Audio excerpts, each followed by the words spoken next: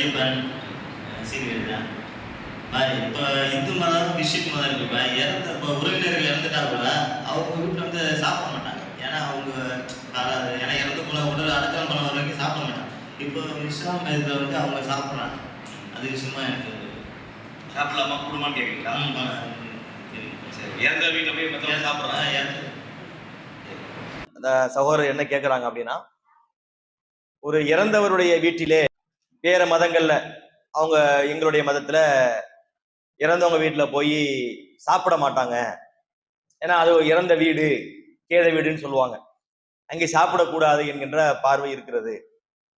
ஆனா உங்களுடைய முஸ்லிம்களுடைய வீடுகளில் யாராவது வீட்டுல ஒரு இறப்பு ஏற்பட்டால் அங்க போய் சாப்பிடுறாங்க முஸ்லிம்கள், இது இருக்குதா, என்ன அடிப்படைன்னு கேட்கிறாங்க.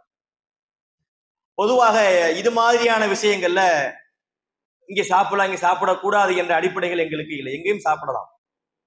அதாவது எங்களுக்கு சொல்லப்பட்ட நபி வழிக்கு மாற்றமாக, திருக்குரான் எங்களுக்கு சொல்லக்கூடிய போதனைகளுக்கு மாற்றமாக எங்கேயாவது ஒரு திருமணமோ அல்லது மற்ற காரியங்கள் நடக்கும்போது நாங்க அங்க போகக்கூடாது. அதாவது ஒரு முஸ்லீம் திருமணம் பண்றாருன்னு வைங்களேன், அவரு இஸ்லாம் சொல்லக்கூடிய முறைப்படிதான் திருமணம் செய்ய வேண்டும்.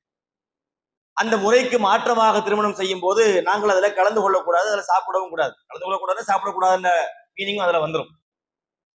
அப்ப இப்படியான முறைகேடுகள் இல்லாமல் ஒரு முறைப்படி நடக்கக்கூடிய திருமணங்களோ மற்ற நிகழ்ச்சிகளோ எதுவாக இருந்தாலும் அங்கு போய் சாப்பிடுவது ஒன்று எங்களுக்கு தடுக்கப்பட்ட விஷயம் கிடையாது.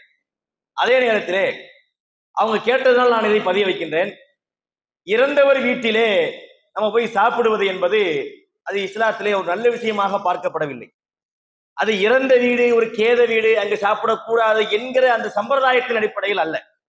என்ன சொல்லப்பட்டிருக்குன்னு சொன்னா, உங்கள யாராவது ஒருத்தர் இறந்துட்டாருன்னு வைங்களேன், அந்த குடும்பத்திலே உள்ளவர்கள் வருத்தத்தில் இருப்பார்கள். அவர்களுக்கு என்ன தந்தையை பறி கொடுத்திருப்பார், தாயை இழந்திருப்பார், கணவர் அவர் போயிருப்பாரு. அப்ப அந்த கவலையில இருக்கும்போது அங்க ஒரு 50 பேர் போய் நின்றுக்கிட்டு 100 பேர் நின்றுக்கிட்டு எங்களுக்கும் சாப்பாடாக்கி தாங்க என்ற நிர்பந்தத்தை உண்டாக்குவது அது ஒரு மனிதாபிமானம் சார்ந்த செயல் கிடையாது. அவன் ஏற்கனவே பாதிக்கப்பட்டிருக்கிறான், ஒரு சொந்தத்தை, ஒரு உறவை இழந்திருக்கிறான். அப்ப இஸ்லாம் எங்களுக்கு என்ன சொல்கிறது என்று சொன்னால், அவர்களுக்கு நீங்கள் உணவு கொடுங்கன்னு சொல்கிறது. யாருக்கு? ஒரு இறந்தவர் வீட்டிலே இருக்கக்கூடிய மக்களுக்கு அவங்க பெரும்பாலும் சாப்பாடாக்குவாங்களா? ஆக்க வாய்ப்பில்லை. ஒரு ஒரு உறவை இழந்துட்டு துடிக்கிறாங்க. அப்ப நபிகள் நாயகம் என்ன சொல்றாங்கன்னா, ஜாஃபர்னு ஒருத்தர் இருந்தார் நபிகள் நாயகம் வாழ்ந்த காலத்திலே. அந்த ஜாஃபர் என்ற நபிகள் நாயகத்துடைய ஒரு தோழர் இறந்து போய் விடுகிறார். அப்போது நபிகள் நாயகம் அவங்க மற்ற முஸ்லிம்களுக்கு என்ன சொன்னாங்கன்னா, இஸ்னாஉ லி ஆல ஜாஃபர், ஜாஃபருடைய குடும்பத்திற்காக நீங்கள் உணவை தயாரித்து கொடுங்கள் என்றுதான் சொன்னார்கள். அப்போ ஒருத்தர் இறந்துட்டாருன்னு சொன்னா அந்த வீட்டுல போய் உட்கார்ந்துக்கிட்டு எங்களுக்கு சாப்பாடாக்கி தாங்க என்ற ஒரு நிர்பந்தத்தை உண்டாக்குவது என்பது அது இஸ்லாமிய மார்க்கம் ஏற்கக்கூடிய காரியம் கிடையாது.